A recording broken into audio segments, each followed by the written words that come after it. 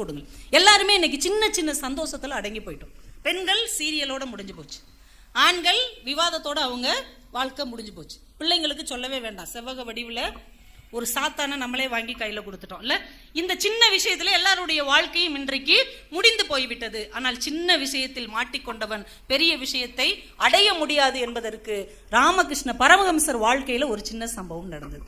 அவர் பூஜை வழிபாட்டுக்காக தேவையான எல்லாத்தையும் பூஜை அறையில வச்சிட்டு இருக்கிறாங்க. அப்போ ஒரு பெரிய தட்டுல சின்னதா பூந்திய மலை மாதிரி குவிச்சிருக்கீங்க. இவ்வளவு பூந்தி, எறும்பு வந்து அந்த பூந்தியை மொச்சுக்கிட்டே இருக்கு. குருவே, இப்படி எறும்பு பூந்தி எடுத்துட்டு இருக்குது, கடவுளுக்கு வச்ச பொருளை எறும்பு எடுத்துட்டு போகுது. இவர் சொன்னார், இந்த பூந்தி மலை மாதிரி இருக்கு இல்லையா, அது கொஞ்சம் தள்ளி ஜீனியை வச்சு ஒரு வட்டம் போடுங்க அப்படின்னா. சரின்னு ஜீனியை எடுத்துட்டு அந்த பூந்தியை சுத்தி ஒரு வட்டம் போட்டாங்க.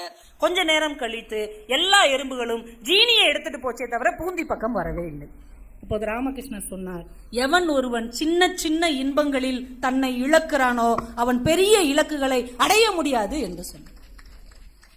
சின்ன சின்ன விஷயத்துல நம்மளை தொலைச்சிட்டோம்னு வைங்க, பெரிய கனவுகள், பெரிய லட்சியங்கள், பெரிய சிந்தனைகளுக்குள் நாம நுழையவே முடியாது. இதை நம் வீட்டு பிள்ளைகளுக்கு கற்றுக் கொடுங்கள். வாழ்க்கையில